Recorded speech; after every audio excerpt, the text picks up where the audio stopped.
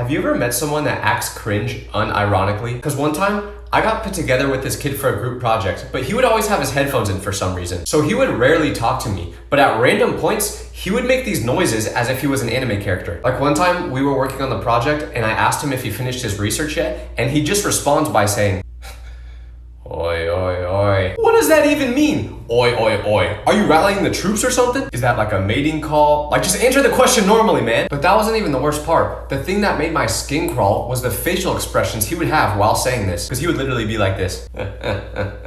Or he did this one. He genuinely thought he was an anime character, and like, I'm not judging, but bro, at least do your part of the project.